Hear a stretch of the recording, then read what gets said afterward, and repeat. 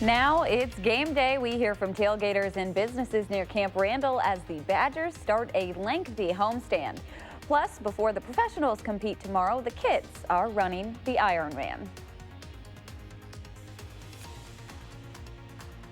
From the Channel3000.com Alert Center, this is News 3 Now at 6. Thanks for joining News 3 Now at 6. I'm Amanda Quintana. It is the UW home opener at Camp Randall today, and it is all Badgers. Wisconsin crushed Central Michigan 61-0. The Badgers finished the first half up 44-0 and haven't allowed a point yet this season. We will have more highlights and coverage from the game coming up in sports. Today's Badgers home opener is also the first of 5 straight home games over the course of 6 weeks at Camp Randall. Shops and bars near the stadium say this is a great opportunity to host thousands of fans in a short time while avoiding the cold weather that comes later in the season. Although it's a lot of work, they say it is worth it. It's going to be a lot, but it's going to be a lot of fun. We're happy that it's kind of front-loaded here where we can get some good weather, get people drinking and having fun outside. Tonight, we'll take a closer look at how far in advance these businesses plan for the crowds, as well as how they're capitalizing on the early season home games. Today's game was also the first for new UW band director, Dr. Corey Pompey.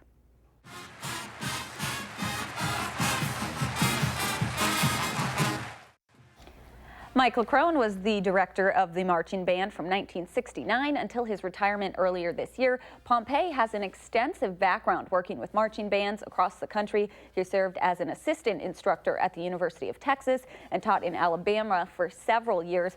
Earlier this week, Pompey told News 3 Now he plans to, quote, create a sense of community, a sense of family within the band.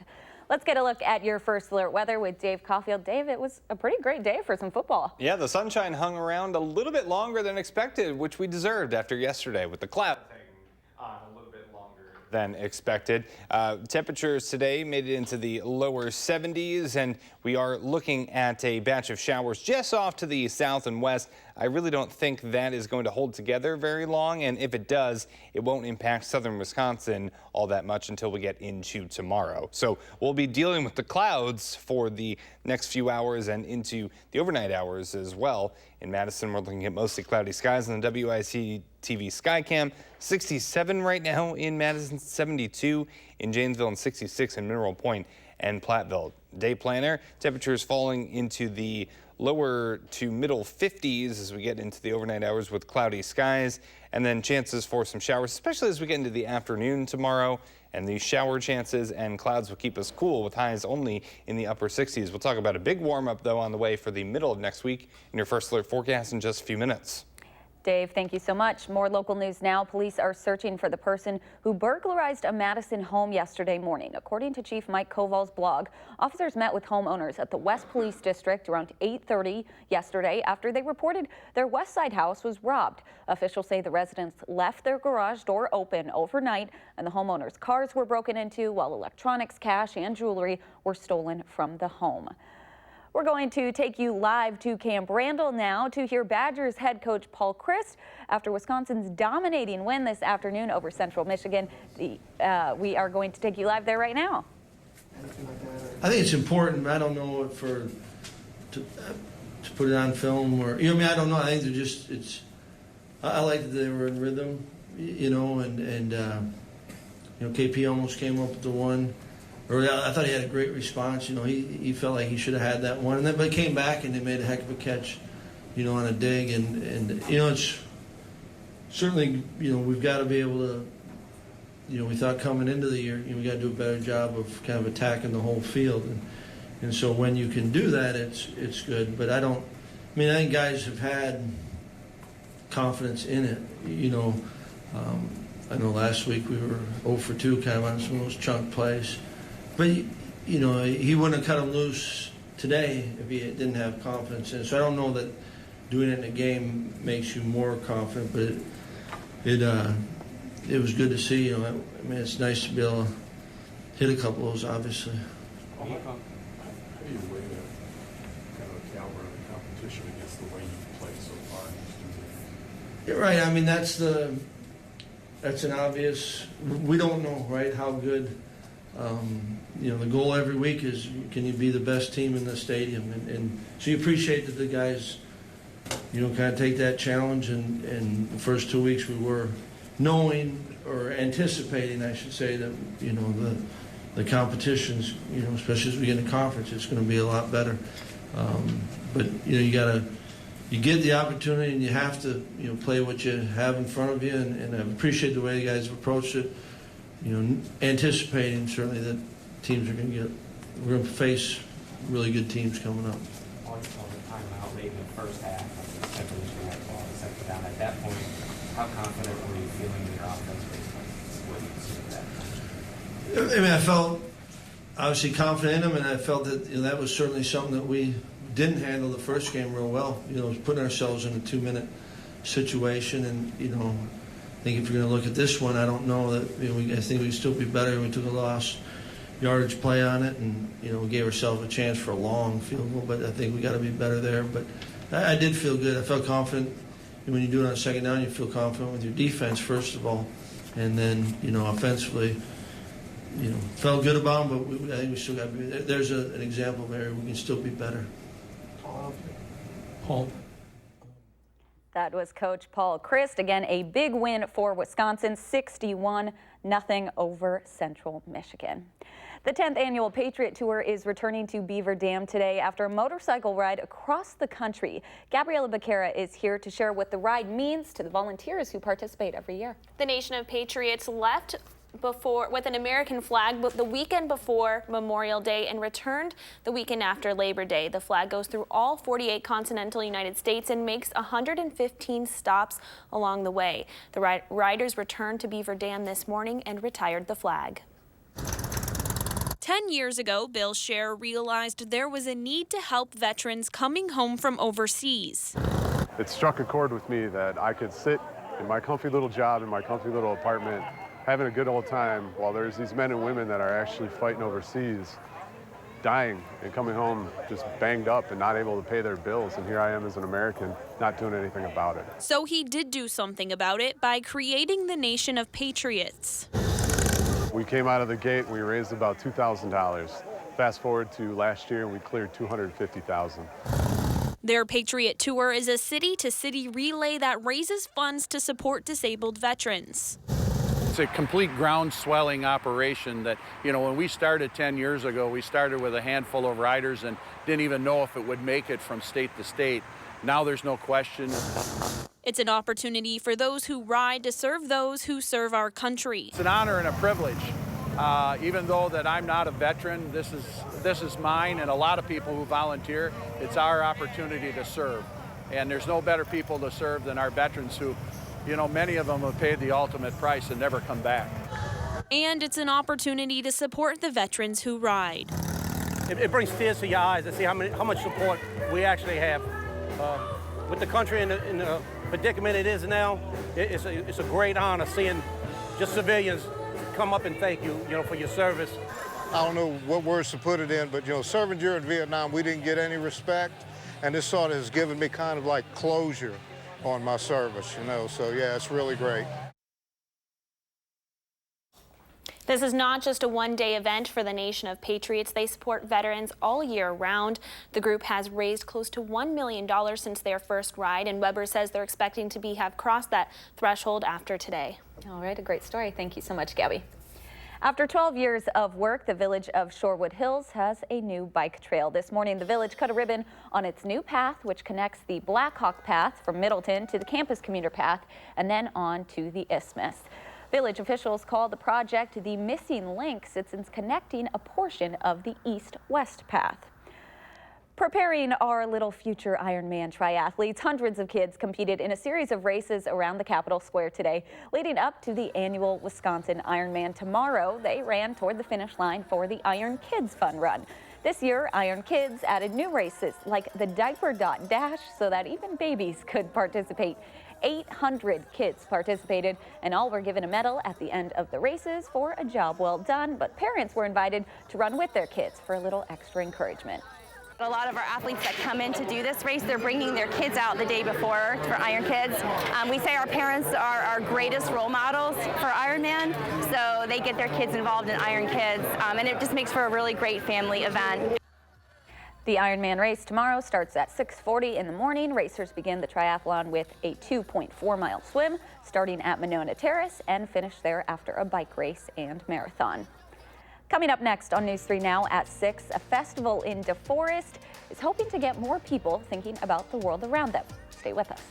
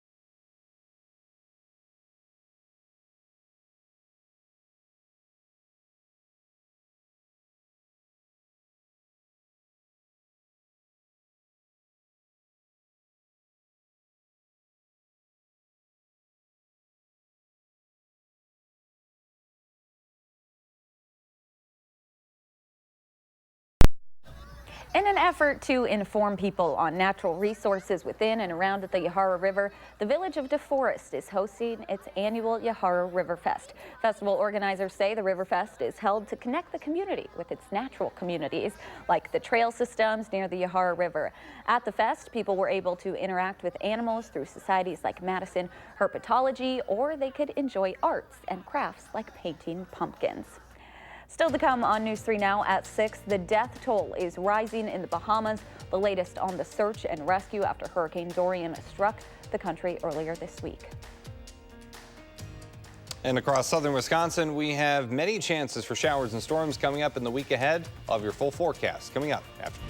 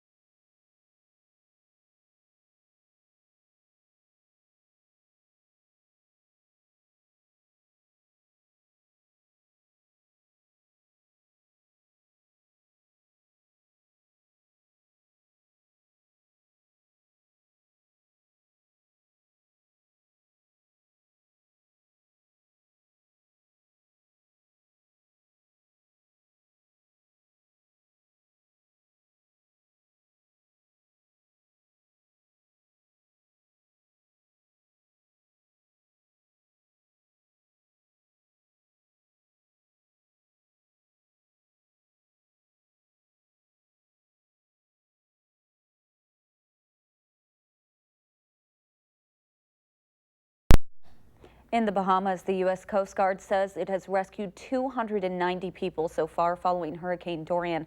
CBS News' Tom Hansen reports on the recovery efforts underway in the Bahamas and the U.S. It's tough right now. Valentino Burt is a diver who lives in Freeport, but like so many other people in the Bahamas, he's trying to evacuate after Hurricane Dorian. We don't have no power, no water. It's hard to live. We sleep outside. The desperate search for victims and efforts to help survivors continue after Dorian left disaster in its wake. Come right here with your baggage, your kids. In Abaco's Marsh Harbor port, hundreds waited on Saturday to leave the devastated area. Godfrey Ferguson says he has not been in touch with his family since the hurricane. Right now, they're not sure if I'm living or dead. Glimpses of relief are in sight, like this British military ship that brought aid. On Saturday, Dorian tracked up to Nova Scotia, Canada, with wind and rain after pounding the U.S. eastern seaboard on Friday. Dorian left behind widespread damage on North Carolina's Ocracoke Island and stranded hundreds of people who defied mandatory evacuation orders. We do have a search and rescue team that's going door to door to make sure, but this is a very close-knit community, and people assure me that everyone is present and accounted for. On the Outer Banks, the cleanup began. Getting it done and getting it out the way. While some residents returned to the daily rhythms of life. Tom Hansen, CBS News. Let's get a look at your first alert weather with Dave Caulfield. Dave, I know we have some rain chances coming around here soon. Yeah, a whole lot of them as we get into next week, Amanda. We did see the sunshine for much of this morning into the early afternoon across southern Wisconsin, but as we could see on visible cloud track, there's a lot of clouds that are visible, and they are moving in from the west, streaming in fact, as our next chance of rain gets a little bit closer. Next low pressure system moves in, so the clouds will be with us through tonight and for much of tomorrow, keeping our temperatures for the day on the cooler side. So we've noticed some showers, some very light showers and a few thunderstorms actually back towards the west across portions of Iowa, closer to Omaha, Nebraska, and also some light showers northwest of Minneapolis right now. But across southern Wisconsin, really not seeing too much in the way of activity. I expect that trend to continue into tonight, so really not looking at a whole lot in the way of rain chances for tonight. However, into Sunday, especially by the afternoon, I think that's really when we really need to have those umbrellas ready to go. The good news is I don't expect any heavy rain from the rounds of rain possible tomorrow. Madison and the Edgewater Skycam looking at mostly cloudy skies. Today's high 72 degrees, so not too bad, only about 3 degrees below normal for this time of year. For the Ironman tomorrow, definitely looking at a lot of clouds. Seasonably cool with that cloud cover, and by the time we get into the early to mid-afternoon, I think that's really when we get the best chance of those raindrops. So a few showers are possible, but it really shouldn't ruin any plans tomorrow because it's really not going to be that big of a deal, that rain, not going to be that heavy. High temperatures over the next couple of days will be on the cooler side, so Sunday and Monday in the upper 60s and lower 70s, but watch what happens as we get into Tuesday and Wednesday, the middle of next week. This can happen sometimes in September where one day we're in fall and one day we're back to summer, and that's what we're going to see for the middle of the week. Some summertime humidity returns as well, and that could help spark a lot of showers and thunderstorms into next week as well. Tonight, temps in the mid-50s, mostly cloudy and a little milder outside. As we get into tomorrow, we won't be mild. In fact, we'll be on the cool side with the chance of showers, mostly cloudy, temperatures in the upper 60s. So not too much activity overnight, but the clouds will keep us on the mild side compared to where we started off this Saturday. So starting off in the mid-50s, and then we can see some light showers starting to break out by the early afternoon hours, and there could be some additional shower activity into the evening on Sunday, but I think by Monday we are looking at dry conditions. An outside chance of a shower or storm early on Monday. Again, the better chances arriving late in the afternoon and evening for Monday. By the time we get to later on Monday, really looking at about 1/10 to 1/4 of an inch of rain from those showers and possible thunderstorms. However, we could add to those totals in a big way by the time we get that humidity to build up a bit for Tuesday, Wednesday, and Thursday. That summertime heat returns, and we're in the mid-80s Tuesday, lower 80s Wednesday and Thursday. So that could help spark some patches of heavy rain. So we're watching that closely. Not ready to pull the trigger just yet, but that is a possibility whenever you talk about the humidity going up and temperatures in the mid-80s. Summer is not over yet. Not yet, even though we're back to school. Not just yet. Thank you, Dave. Jonathan Taylor and the Badgers going to work at Camp Randall today. We've got the post-game wrap-up next in sports.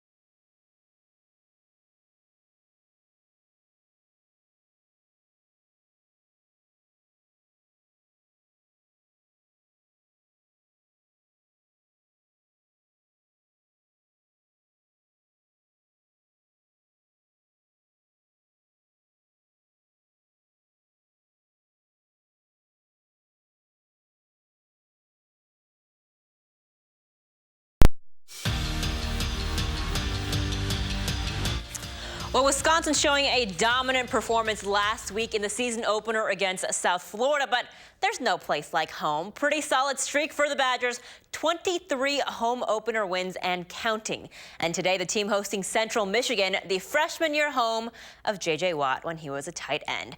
Well, we got the Build Me a Buttercup jump around. It is all back at Camp Randall, the fourth oldest stadium in the FBS, by the way. Scoreless in the first inning Jonathan Taylor gets the handoff, and appropriately enough, scores the first touchdown at Camp Randall in the 2019 season.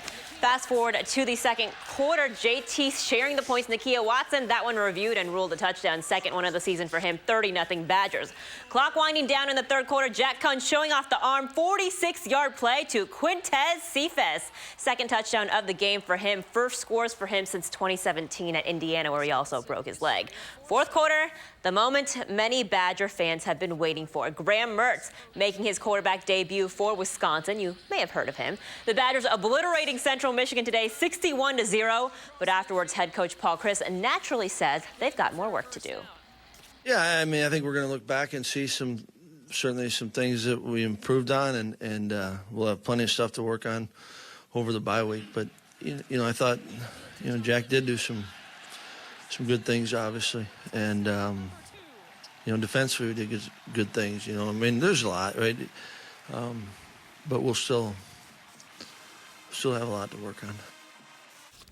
And some big ups, defensive coordinator Jim Leonard and the Badgers defense posting its second straight shutout for the first time since 2013, also holding the Chippewas to 58 yards of total offense. Sheesh. As for Jonathan Taylor, he now has 24 games with 100 or more rushing yards. That ties him with Anthony Davis, 2 games behind Monte Ball in Badgers history. Elsewhere in the Big Ten, what a game for Army and 7th-ranked Michigan. We pick it up in the end of regulation. Cole Talley for the win. Actually, not for the win. He missed it by inches there, so we're headed to overtime. Army gets the ball first. Calvin Hopkins Jr. on the keeper, 6-yard score, 21-14 Army. So now will the Wolverines get the ball? Jim Harbaugh going to Zach Charbonnet. He is in the end zone, tied at 21, double overtime now. Michigan settles for a field goal. Black Knights on 3rd and 11, strip sack. Wolverines recover the fumble. Michigan survives. They will come to Camp Randall in 2 weeks. Things a little bit easier for the Buckeyes. 5th-ranked Ohio State hosting Cincinnati. First half here, J.K. Dobbins getting the handoff, rushing to his left and takes it 60 yards to the house. 141 yards and 2 touchdowns on the day, 21-0 Buckeyes. Later, Justin Fields goes the air to Garrett Wilson for the 9-yard score. Fields completing 20 of 25 passes for 224 yards, 2 touchdowns. Ohio State wins 41-0. And it's the drama that would never end has finally come to an end. Antonio Brown will be a New England Patriot. If you've been keeping track, the wide receiver asked to be released on an Instagram post earlier today. Oakland fined him more than $215,000 for conduct that was detrimental to the team. Well, wish granted. Brown was released and then a few hours later came to an agreement with the Patriots, a 1-year deal worth up to $15 million. That includes a $9 million signing bonus. And coincidentally, the Patriots and Steelers, Brown's former team, they'll play each other tomorrow, but Brown will not yet be eligible to play. So now Tom Brady with many more weapons, like he needs any more to work with, but could turn out detrimental as well. Happened to Joey Galloway, happened to Chad Ochocinco. The drama continues. Yeah, that's been pretty dramatic. Yes. It's interesting. Yeah, and it's interesting outside right now because the showers are off to the west. We'll get them in town tomorrow. All right, thanks for joining us. Have a great night.